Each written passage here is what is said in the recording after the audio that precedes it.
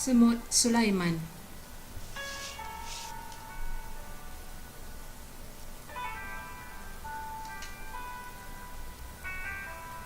Aku seekor semut Nabi Allah Sulaiman dan aku juga seekor semut yang mempunyai beberapa hikmat di mana Sulaiman akan senyum dan suka apabila beliau mendengar perkataanku. Apakah perkataan yang aku ucapkan kepadanya sehingga menyebabkan beliau tersenyum? Sekarang ikutilah kisah seterusnya daripadaku.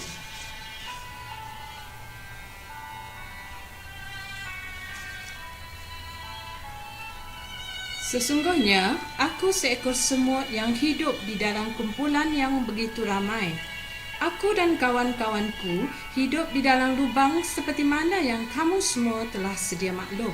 Kami tolong-menolong sesama kami dan itulah asas hidup kami. Di dalam rumah atau lubang, itulah kami hidup sepanjang tahun. Kami menyimpan dan mencari makanan di musim panas bagi menghadapi musim sejuk atau hujan.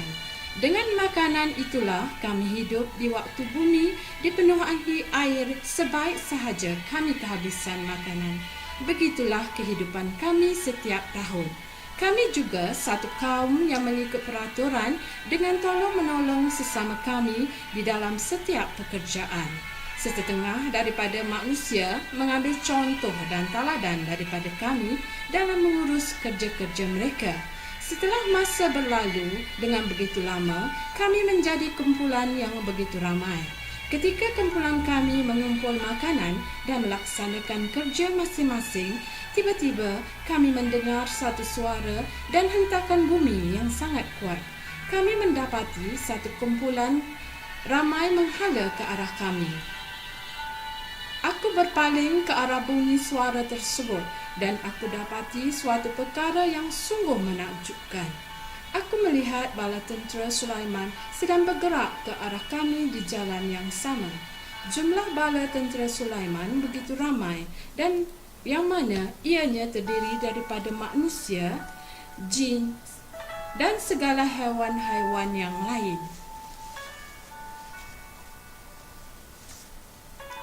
Allah Subhanahu wa Ta'ala mengizinkan semua makhluk supaya berkhidmat kepadanya dan memudahkan kepadanya memerintah angin, bukit, bukau dan segala binatang supaya mengikut segala arahannya.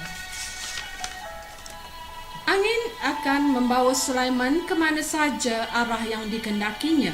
Burung-burung pula berterbangan dari jauh untuk memayunginya daripada terik panas matahari.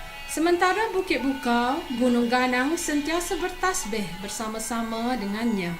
Allah Subhanahu wa Ta'ala tidak mengurniakan nikmatnya yang besar ini kecuali kepada Sulaiman. Ini merupakan satu kebesaran dan kelebihan yang diperolehi Sulaiman di samping menjadi Rasul Allah Subhanahu wa Ta'ala. Aku dikira sebagai ketua di dalam kumpulanku sewaktu aku melihat bala tentera Sulaiman menuju ke arah kami. Aku menjerit supaya kawan-kawanku masuk ke dalam lubang atau rumah dengan segera agar kami tidak dipijak oleh tentera-tentera Sulaiman sedangkan mereka tidak menyedari yang kami berada di sini. Aku bersama kawan-kawanku segera berlari-lari mencari perlindungan. Sulaiman semakin hampir kepada kami. Tiba-tiba beliau berhenti dan memandang ke arahku dengan satu senyuman. Aku memandang kepadanya sambil berfikir, apakah perkara yang menyebabkan engkau tersenyum kepadaku? Selepas itu, aku melihat Sulaiman memandang ke langit sambil mengangkat kedua tangannya dan dengan khusyuk memohon Allah Subhanahu wa Ta'ala dengan nikmat yang begitu besar yang diberikan kepadanya dan kedua ibu bapanya.